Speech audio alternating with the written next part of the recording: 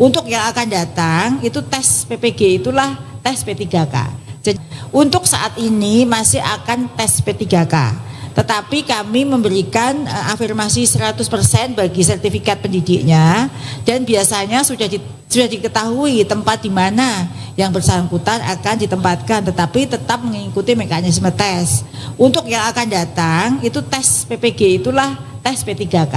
Jadi untuk tahun 2025 itu sudah terintegrasi. Jadi seleksi guru baru itu adalah seleksi masuk PPG.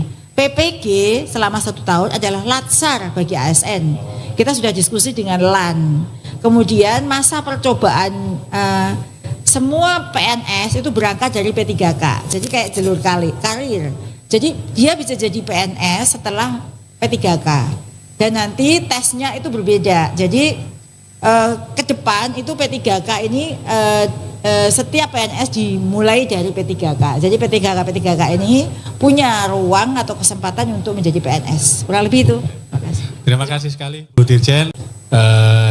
Saya ingin, nama saya Agus Bu dari Temanggung. Saya ingin menyampaikan undang-undang mungkin semuanya Bu. Jadi guru itu setiap bulan pasti berkurang karena purna. Tetapi untuk pengangkatan kita terkendala dengan anggaran.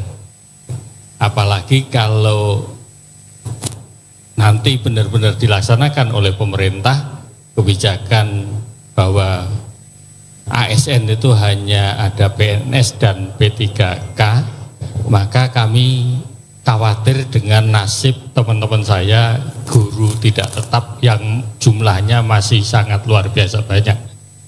Nah ini penyelesaian di Pemda tidak akan mampu Ibu. Jadi kami berharap ada kebijakan lanjutan terkait dengan teman-teman kami yang statusnya masih GTT. Kami mohon untuk betul-betul dipikirkan karena jumlahnya saya yakin masih sangat-sangat banyak sekali. Terima kasih Prof. Terima kasih. Monggo langsung Ibu. Baik, terima kasih Pak Kadis. Jadi kalau ya tepuk tangan ini namanya Kadisnya harusnya begitu semua ya, memikirkan guru-guru. Jadi terima kasih Pak. Jadi kalau di jumlah di angka gitu ya, saat ini jumlah guru honor. Jadi yang disebut dengan honor itu sebenarnya yang disebut dengan ASN itu adalah di sekolah negeri gitu ya. Kalau di sekolah swasta namanya GTY. Beliau-beliau ini sudah terikat kontrak dengan yayasan atau guru tetap yayasan. Sedangkan guru non ASN itu yang belum punya kontrak dengan siapapun, mereka masih ada di satuan-satuan pendidikan di sekolah negeri.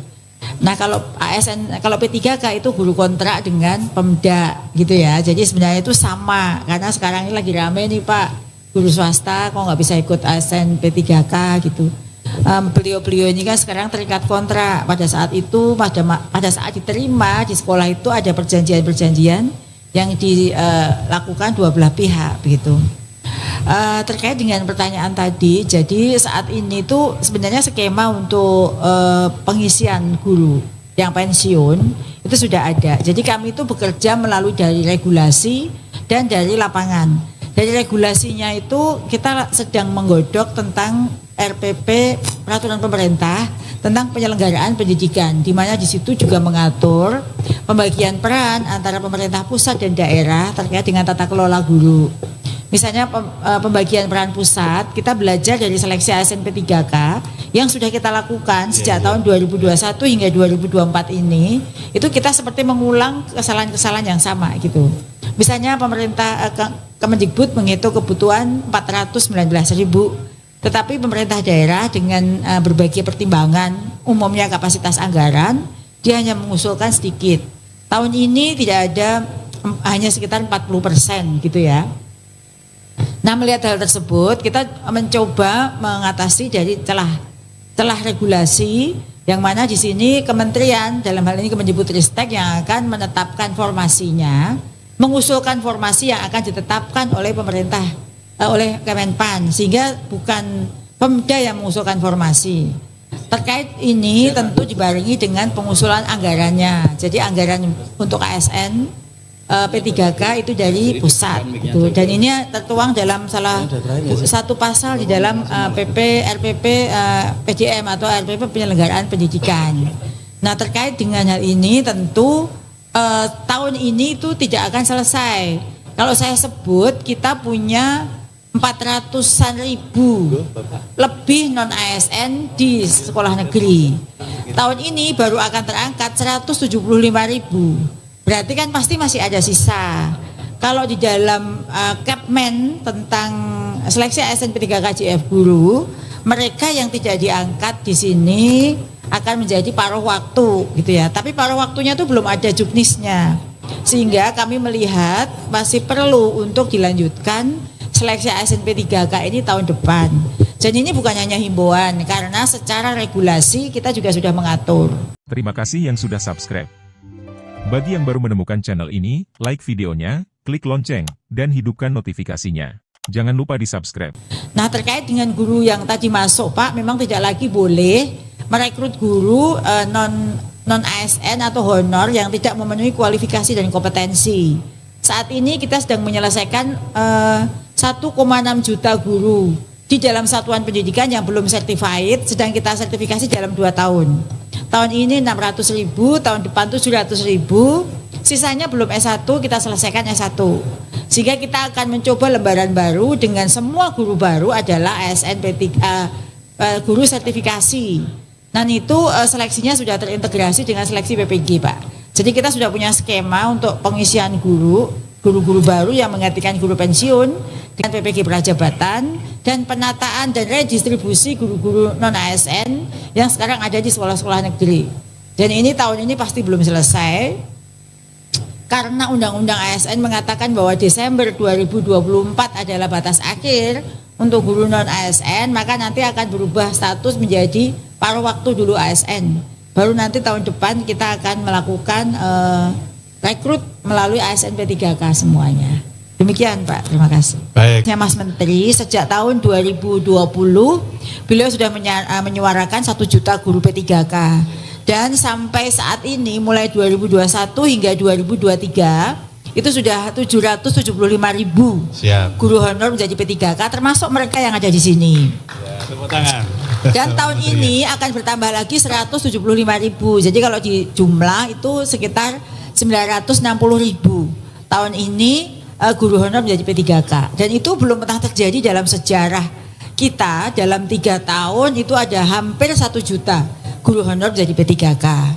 Lah, selain 2 hal tersebut banyak sekali yang kita kerjakan. Saat ini siapa peserta piloting PPG? Oh, ya. Yang lain ya. Ya. Jadi kita sedang melakukan akselerasi untuk pendidikan profesi guru dengan melakukan berbagai macam penyederhanaan proses sehingga para guru ini tidak perlu datang ke kampus untuk belajar selama 1 semester, tetapi cukup belajar di platform. Dan tahun ini kami akan mensertifikasi 600 ribu guru. Siap. Jadi 589 guru. Yeah. Bagi yang belum terpanggil memenuhi syarat piloting 1 maupun 2, maka nanti kita akan panggilnya di akhir September atau awal Oktober. Itu jumlah totalnya 589 ribu. Jadi kepala dinas juga nggak usah takut, khawatir untuk bayar tunjangannya, karena kami sudah siapkan tunjangannya untuk tahun depan. Jadi kami sudah mengajukan kenaikan dan disetujui dari tunjangan guru PNS ASN daerah itu dari 56 triliun ke 70 triliun. Jadi naiknya ke 14 triliun. Itu bagi Bapak Ibu guru yang 600 ribu itu nanti per catur bulan 2 sudah menerima tunjangan. Oh, siap, Bu. Selain itu juga banyak yang kita kerjakan seperti pengelolaan kinerja menggunakan platform yang terintegrasi dengan PMM, dengan Ekin, sehingga Bapak Ibu guru ASN tidak perlu lagi mengisi 2 platform. Kemudian kenaikan jabatan sekarang lebih sederhana lagi, cukup uji kompetensi dari rumah karena menggunakan daring, tidak perlu lagi numpuk-numpuk berkas. Kemudian ada juga pelatihan kompetensi bagi guru PJOK, guru seni budaya, guru olahraga, ada juga guru inklusi dan juga penanganan PKG bahasa Inggris, dan juga ada juga penyediaan peningkatan kompetensi guru PAUD untuk mengatasi stunting. Kurang lebih itu banyak Pak Janmadi. Terima kasih. Matur nuwun sekali Bu Dirjen, beberapa informasi yang cukup membanggakan, terutama terkait dengan tunjangan profesi guru yang telah disiapkan di tahun depan oleh Ibu Dirjen atas nama Kementerian Pendidikan dan Kebudayaan. Sehingga Bapak Ibu Kepala Dinas sudah punya kemantepan sekarang ketika mendorong para guru di daerah mengikuti PPG piloting. Insya Allah dananya sudah disiapkan jika lulus. Jika lulus. Ya. Kalau dulu sebenarnya guru penggerak itu kan diklat calon kepala sekolah gitu ya, dan pengawas sekolah. Kemudian sekarang itu berganti nama dan peningkatan substansi, disesuaikan model pelatihan berbasis lapangan itu dengan nama guru penggerak. Yang mana ini guru penggerak itu sudah mencakup kepemimpinan pembelajaran baik untuk kepala sekolah maupun pengawas. Dengan pelatihannya lebih banyak, meskipun sama-sama JP-nya, tetapi persentase di sekolah lebih besar. Kemudian mendapatkan pendampingan, pembimbingan secara melekat dari para pengajar praktek, fasilitator. Ini yang membedakan dengan pelatihan calon kepala sekolah sebelumnya. Mungkin namanya bisa berubah ya, tetapi esensi pendidikan guru penggerak akan terus ada. Jadi sebelum misalnya saya diganti pun, nanti saya akan mencoba meyakinkan bahwa pendidikan guru penggerak dengan investasi yang sangat besar, dengan perubahan yang ditimbulkan di ekosistem belajar oleh para guru penggerak ini layak untuk dipertahankan. Mungkin namanya bisa disesuaikan, tetapi esensi pendidikan guru penggerak pasti masih ada. Karena kita butuh sertifikasi buat kepala sekolah dan pengawas sekolah. Siap. Dan saat ini satu-satunya adalah itu, sertifikasi itu. Itu jawabannya.